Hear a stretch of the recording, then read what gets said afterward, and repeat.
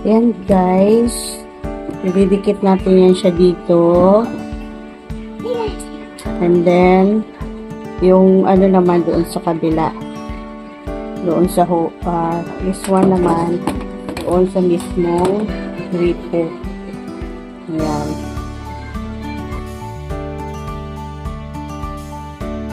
Lalaba tayo dito.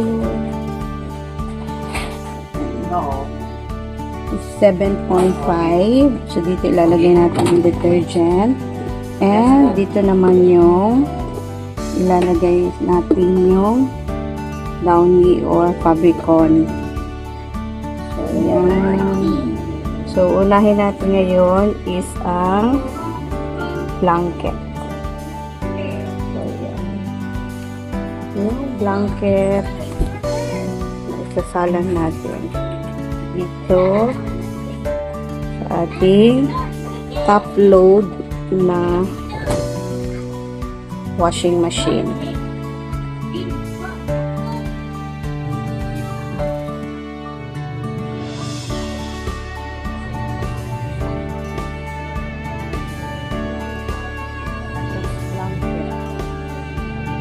Ayan, buffering rinse.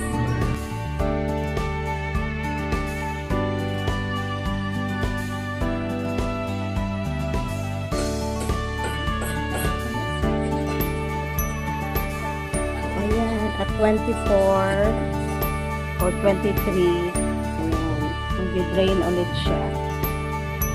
Kasi 3 minutes.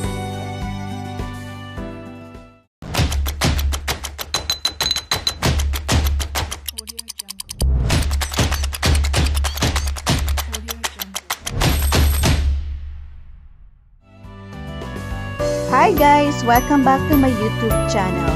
For today's video, andito tayo sa Robinsons Mall at tumikmin kami dahil bibili kami ng bagong washing machine.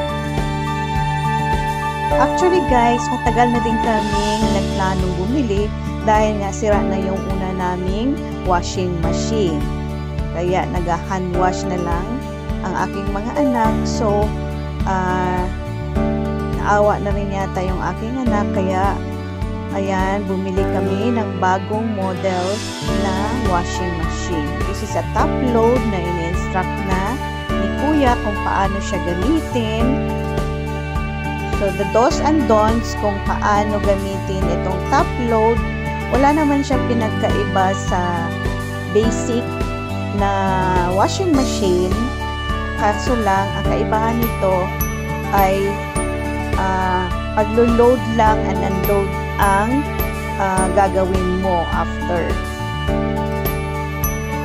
So this is a Samsung brand guys, and it is a 7.5 liters na magkasya doon sa loob. So pag gagamitin mo siya, depende sa kung anong klase na fabric ang clothing na ilalagay mo. So magmamatter doon kung ilang water. So, kasama na doon ang wash, rinse, at saka spin. Ayan, yung mga instructions ni Kuya.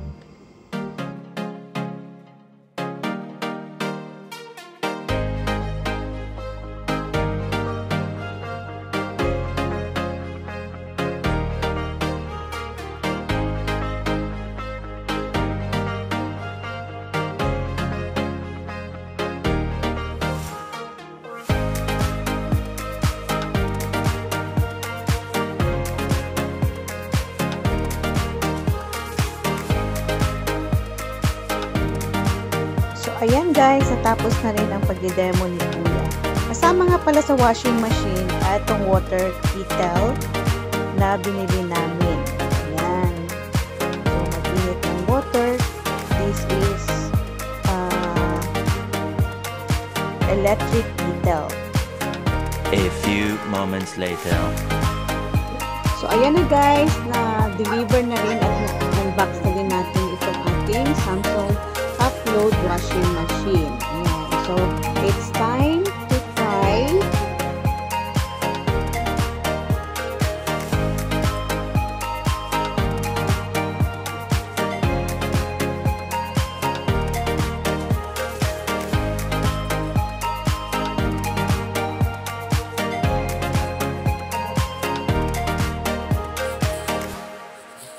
So, ayan guys, magiging labandera tayo for today's video.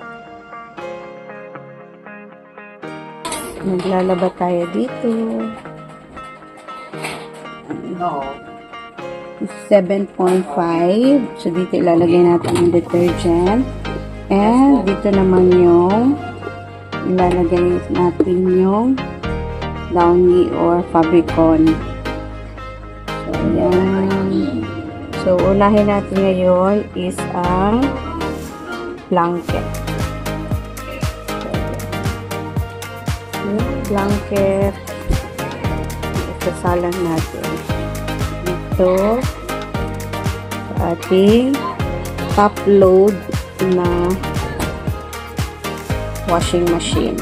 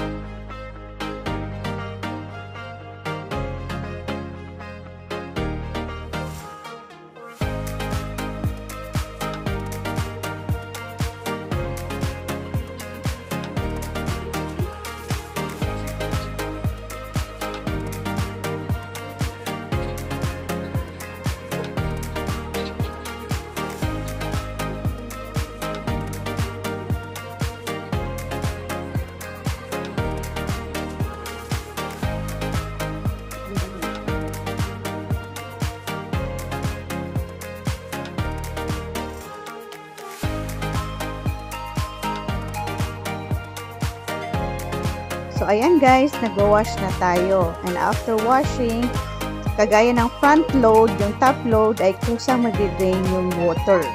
And then,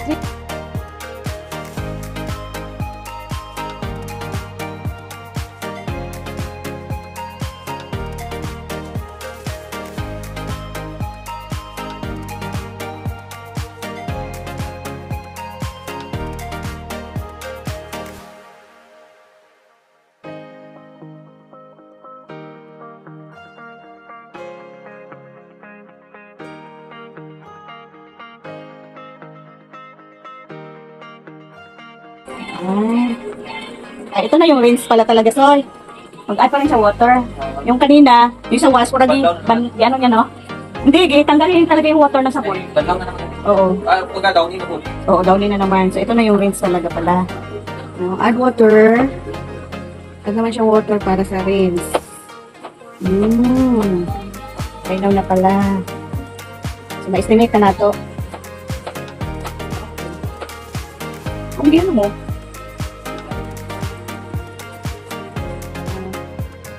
rinse mo siya, guys. Rinse, rinsing. Level 3 ang water. Mag-stop yun siya. Kailangan mag-control ng water. This is upload washing.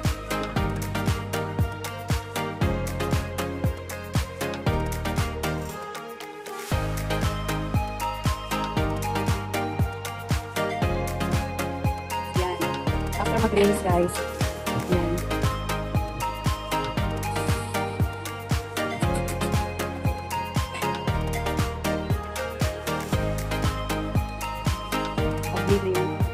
Rinse.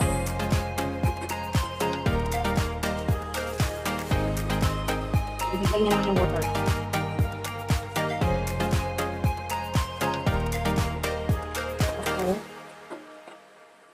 So, 36 minutes. So, ayan, ilagay niya naman yung water. Ayan. Yan, so, yan, itanggal niya naman yung water.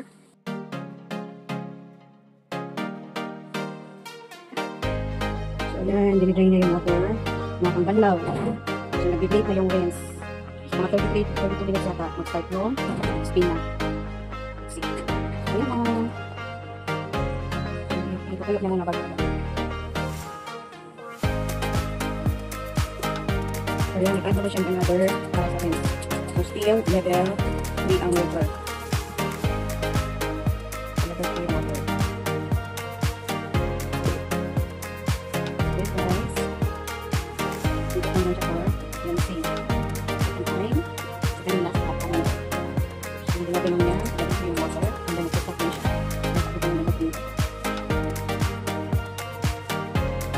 That's the difference sa top load sa yung front load dito. Sa top load is parang traditional din siya na washing machine natin.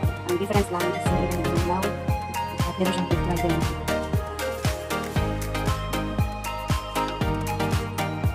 So, ayan guys, nag-rinse siya for the second time. So, pangalawang beses itong pagbanlaw. Ayan, at 24 or 23, nag-drain ulit siya. 23 minutes. So, yan. So, nag-drain. Ayan, tagalin yung water. Tapos na siya nag-rinse. Hindi natin kung beses ito, kung beses siyang rinse. So, yan. Nag-drain na niya yung water, guys. So, ready for, I don't know kung rinse ulit or spin. I guess 20 minutes. Ito na yung pag-spin. And almost. So, yan.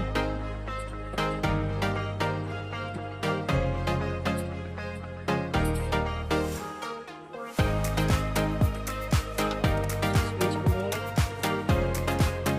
Ayun din siya.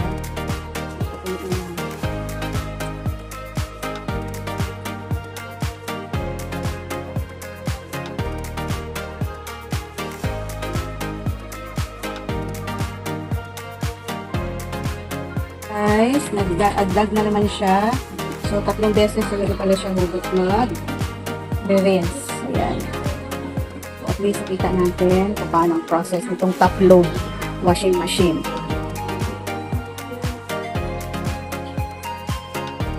Ito pa ba? Sampal na natin ito ba? Third naman siya. Third time na pag-rinse. Pero mga 10 minutes siguro siya nag-stop. A few minutes later. Ayan, nag-stop na ang rinse. So, mag-spin na.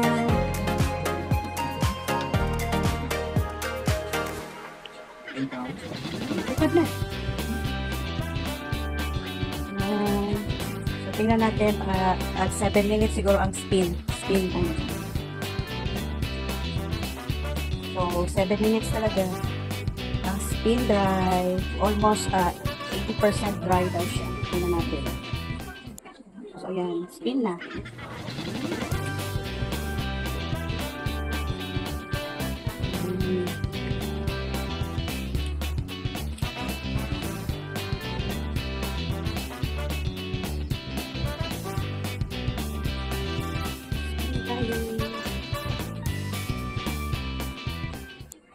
Two minutes.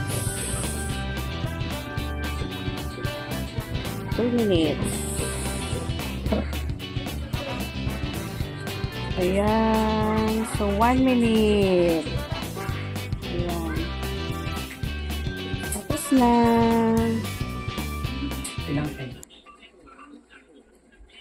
Ayan, guys.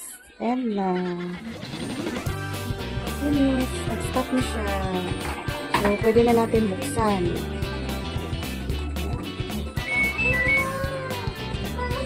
Ay, 0-0 bigyan pag off.